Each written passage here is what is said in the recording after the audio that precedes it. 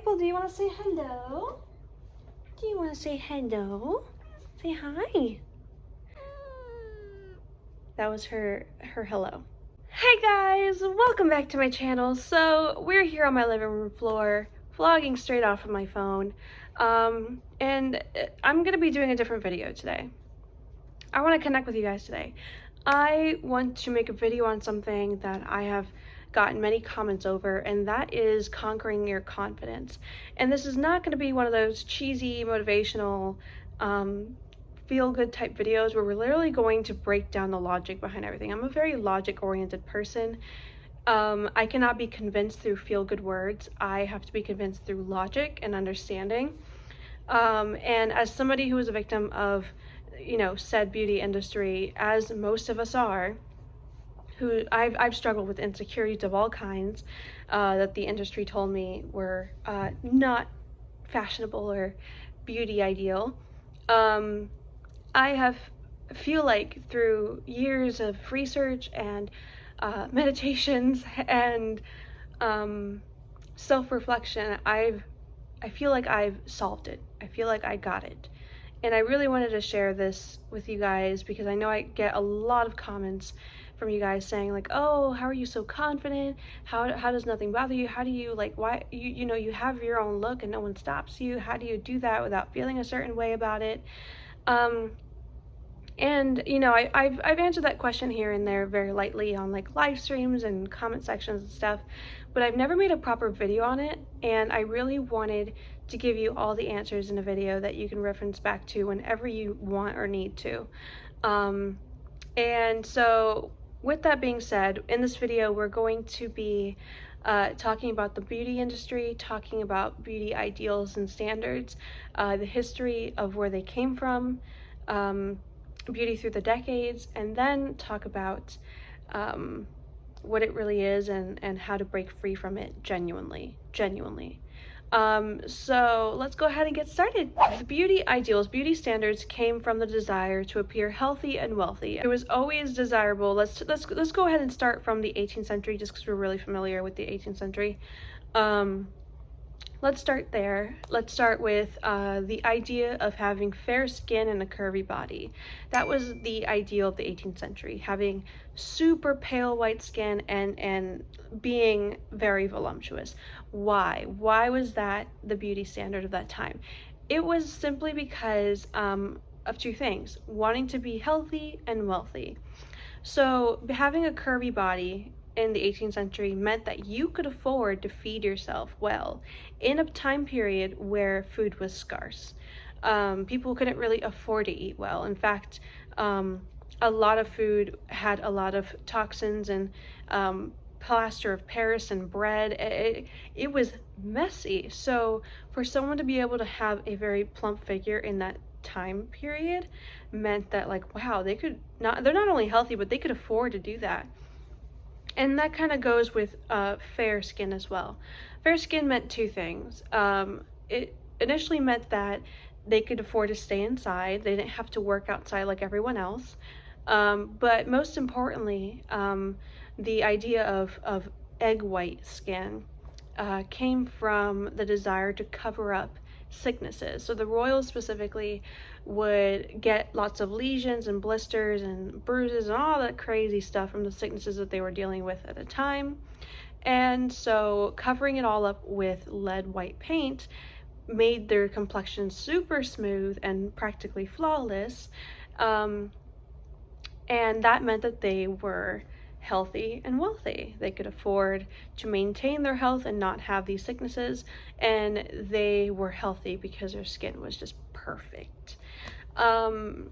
So the idea of beauty standards root from the human desire of being healthy and wealthy. In the 1950s, let's fast forward to the 1950s, that is when the beauty industry completely exploded and became a booming industry. And it was because in the 1950s, that's when the average person could really afford to invest in their beauty. This was a time period where families could live under one paycheck. This is a time period where they could afford a fridge. they could afford a television, they could afford vacation, they could afford to have multiple children. It was a very comfortable time to live in terms of finance. And so the beauty industry definitely saw money in that. In fact, when lead paint was still a big deal, that the beauty industry was already forming by then, because now there's a demand for that white lead paint, and business people saw an opportunity, they saw money. But in the 50s, that's where it just really just exploded on the market. So if you guys remember my old video where I went through and I talked about my 1950s magazines, we saw together that there were two advertisements on the same page. One saying, "You're too skinny, you're a bag of bones, here's how to get thicker." And on the other page, "You're too fat, you're too curvy, here's how to slim down." What? That was because the beauty industry saw, like, hey, insecurities equal money. Ha, cool. Let's profit off of that. We saw major contradictions between what is beauty. And throughout the decades of the 20th century, we saw beauty change almost every 5 years, if not every year, but dramatically every 5 years. If you think about it, if we all were to stick to one beauty ideal for the rest of our lives, we have our whole life to attain it, and once we attain it, we no longer need the product sold to us to attain it. So what do? They constantly give you something new to change. And in fact, they'll straight up contradict themselves. So that way you continue buying the load of crap that they're feeding you. Let's go and talk about my personal experience. I've seen the early 2000s and the now. My body went in and out of fashion multiple times. So in the early 2000s, having a small butt was it. Having a small butt, a small frame, was considered beautiful by Hollywood. And I personally have, thick thighs and a large posterior, which I guess now people would call it a Kardashian butt. And when I was younger, I've always had it. I've always just been built that way. But especially in middle school and 5th grade, I remember people always making fun of my butt. They would be like, "Oh my God, your butt looks like it's inflated with air. Oh my God, you're fat, blah, blah, blah." And my body was an oddity to society, to my classmates. They were like, "Why is your butt so big? That's so weird." And I've been bullied for it, straight up. And then, what do you know? Kim Kardashian comes into the picture. And it's not even Kim Kardashian herself who said that. It was the beauty industry, and Kim Kardashian just happens to be a notable name who followed that beauty trend, and it exploded. And now big butts are, a thing. People are paying hundreds and thousands of dollars to have the butt that I naturally have, and now I get complimented on it all the time. Kind of weird, Another contradiction, having small lips versus big lips. Back then, women of color would get made fun, like in the early 2000s, having big lips was like, "Oh, that's weird, you look like an animal." Women of color got made fun of their big lips all the time. And people like me who have a very small set of lips. Naturally, I always would get complimented on my lips. They were like, "Oh, your lips are so pretty." I would literally hear that all the time because television taught us that thin lips were pretty. Now, I no longer fit that beauty ideal. So there are other contradictions like freckles, glasses, Asian eyes, pale skin, tan skin. We can't make up our minds. I have seen physical trends come and go more than clothing. And it is simply boiling down to the fact that they need to keep you on your toes, constantly give you a set of insecurities. You're literally assigned an insecurity, by the season. And if, what they're hoping for is that you feel bad enough to go change it. Did you know that upturned noses? I remember my mother telling me how upturned, like Peter Pan noses, were considered ugly and poor. So if you had that nose, you were just like a pig. You were like, oh, you look like a pig, you look poor. And now people are getting surgeries to have that upturned nose. It all boils down to this conclusion. You're not ugly. You're just not in season right now. So why are you trying desperately to keep up with something that's meant to not be kept up with? Just saying. It's not designed for you to keep up with it. If you can afford to keep up with it, then like, okay, all power to you, I guess. But it's not designed for you to keep up with it. You're never going to feel confident and comfortable for as long as you listen to the beauty industry. Just not possible.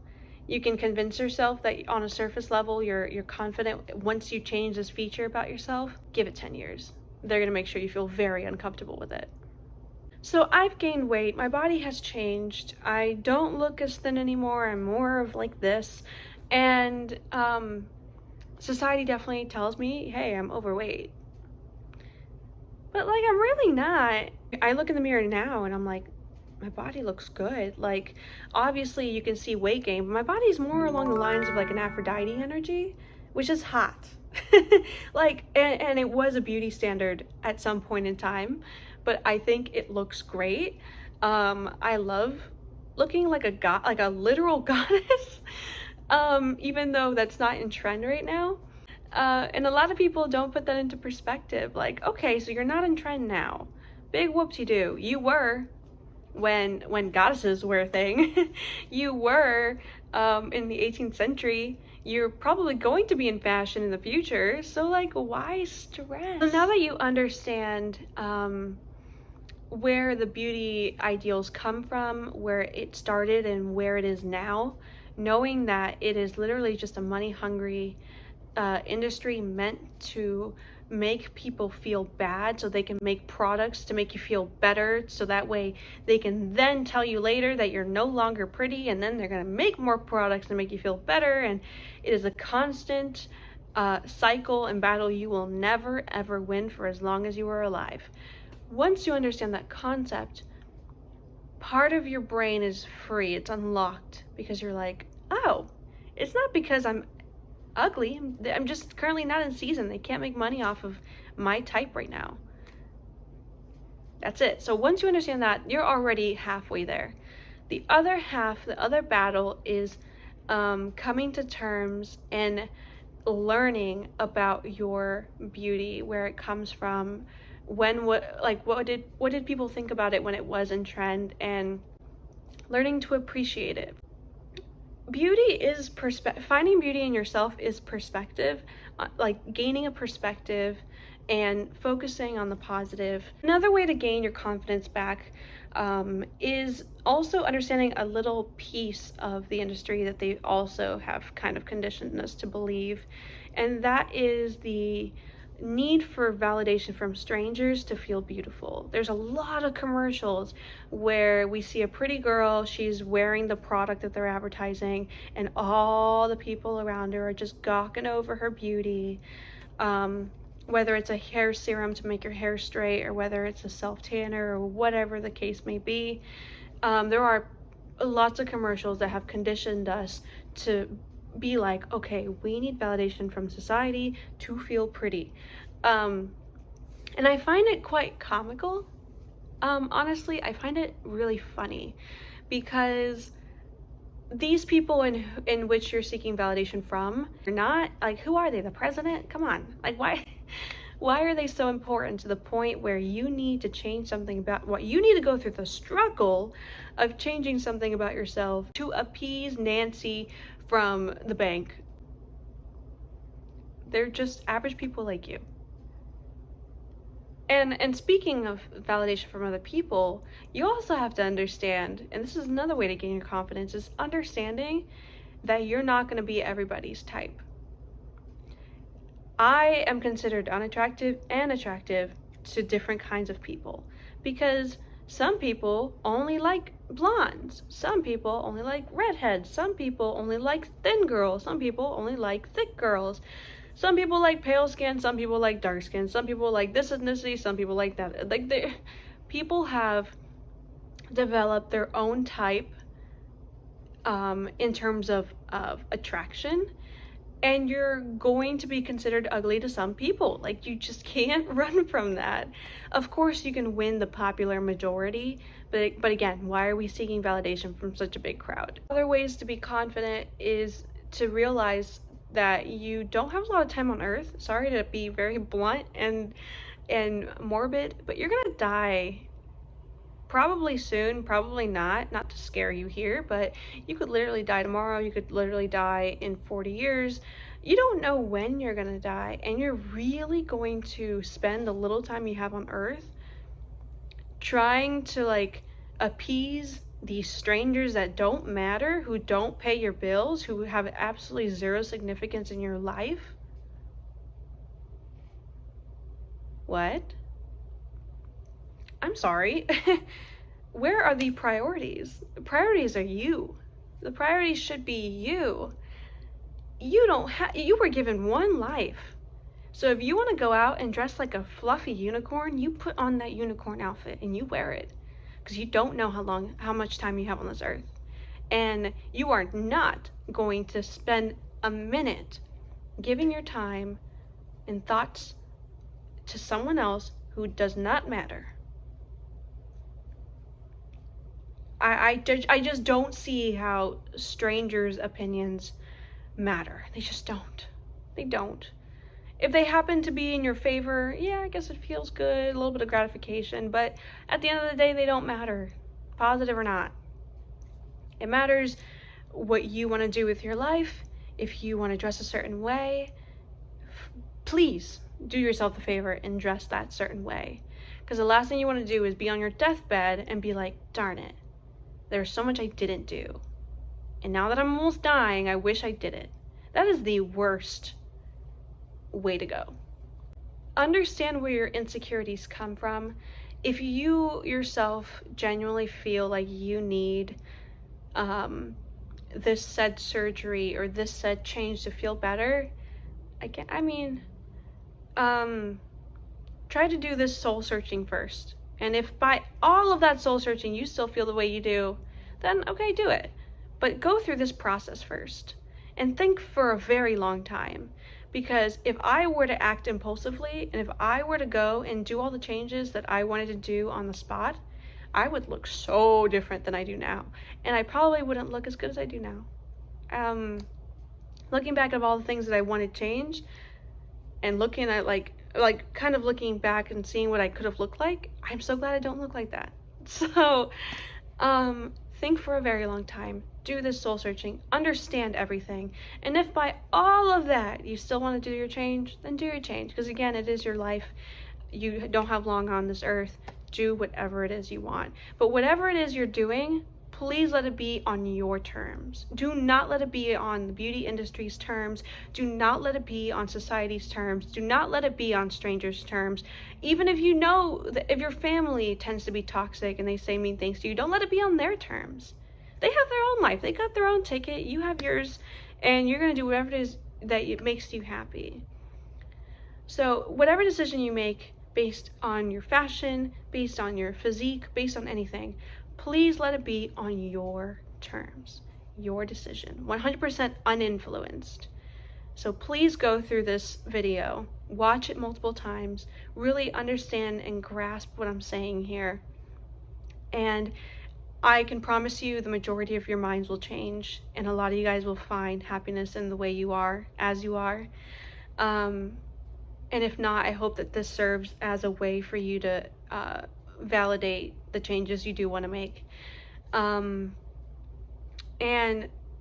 I just feel like the message of this video is to live your life as you please, not as others please.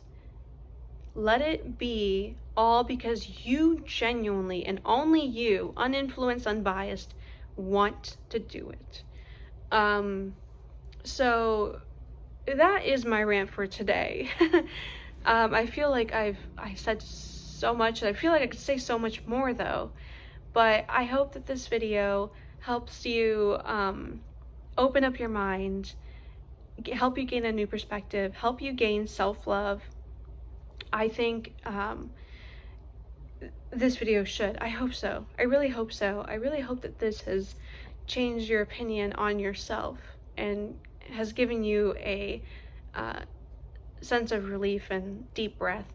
And also, one more thing, I also want to point out that physical beauty isn't everything, and it doesn't get you all that far. It can get you kind of far in some categories of life, but it doesn't get you all that far in fulfilling your prophecy as a human being and as a divine spirit. So let's prioritize being smarter. Let's prioritize being kinder and also living life. The amount of times that you spend trying to change something, looking in the mirror all the time, when you could be like developing a new experience, a new core memory. Come on, like go to the lake and do a picnic with your best friends dressed as fairies. Like, you're gonna remember that a whole lot more than all the times that you stared yourself in the mirror. So priorities, people. Just no, like, beauty, according to whatever year it is, doesn't really matter. And you are beautiful in some decade. So please go out there and be who you want to be, not what society tells you to be. And just be you, whatever it is, whatever that may look like. Be you, and be the you that the little kid version of you would be very proud of. So that's the end of this video. I really hope you guys like this kind of video, and if you guys want me to make more videos like this, just let me know. But I hope you guys have a lovely day. I'm very excited to make more content, vintage and princess themed, so stay tuned by subscribing, and I will see you guys in my next video.